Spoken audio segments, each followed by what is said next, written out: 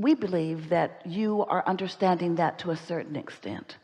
A lot of people are talking about law of attraction, and you are beginning to understand that this is a universe that is based upon attraction, which means inclusion. There's no exclusion, no exclusion.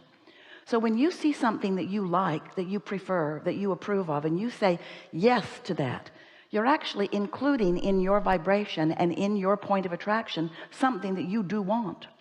But when you see something that you don't like at all, and you don't want it, and you shout no at it, you're actually including in your vibration this thing that you do not want. Because this universe does not hear yes and no. It only responds to attention to a subject. So when you give your attention to something, you offer a vibrational frequency, and your output is then met by things that match it. That's why you get what you think about, whether you want it or not. So that's pretty straightforward. And we don't have to teach you much about that any more than when you were really little and you first got here, that someone took you to a gravity class. It's important that you understand about the gravity on this earth, because if you don't understand it, when you step off the porch, you might float up. Nobody had to teach you that, because gravity is consistent with you, and so is law of attraction. So we really don't have to talk too much about how you get what you think about, because there's not a shred of evidence in your life or anyone else's that says otherwise. You begin to notice, if you begin to notice the correlation between your attitude and what you've been thinking and feeling and what keeps coming back to you, law of attraction is very fair and will give you, match you with whatever your output is. But there's a piece of this law of attraction that you may not really be understanding, that may not at first feel quite that straightforward to you. And what that is that you were source energy before you came into this body, and a part of that consciousness or focus is you in this personality.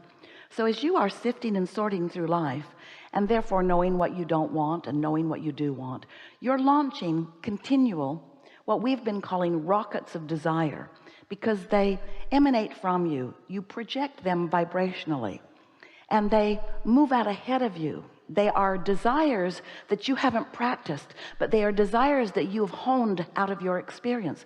When someone's rude, you want them to be nicer. When you're rude, you want to be nicer.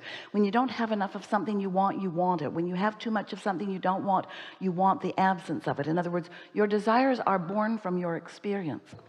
So as you are launching these rockets of desires, and here's the part that most of our physical friends do not remember. You've launched these rockets of desires, and your inner being, the larger part of you, the non-physical part of you that remains non-physically focused, receives those requests from you, understands them, knows them, and becomes them vibrationally instantaneously. So there's a vibrational version of you who has become less rude, or who has become more clear, or who has become less confused, or has become more prosperous.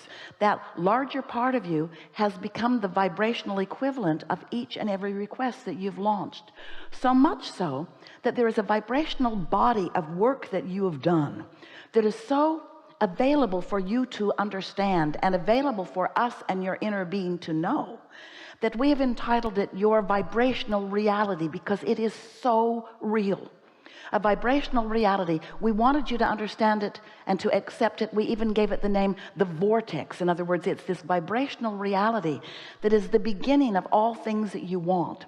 It's the vibrational version that will turn to thoughts, and thoughts to things. In other words, it's the way you create your reality. But you've got to understand and accept the existence of this vibrational becoming. And then you, in your physical form, you've got to figure out some way to consistently be a vibrational match to the vibrational reality that you have created, or else you will not be able to manifest the things that you want. But even more important than that, you will not be able to feel good, because you have expanded to a place that you must allow the rest of yourself to expand to too. If you have a desire and it's fresh and new, and so you haven't practiced not believing it, then there's an exhilaration in it, isn't there? But if you have a desire that you've been wanting to come into physical fruition, you want it to manifest, and you've been holding that desire for a while and it doesn't seem to be showing up, then sometimes you get weary of holding the faith, because you, dear humans, are really focused on what you can see and hear and smell and taste and touch, as you really should be.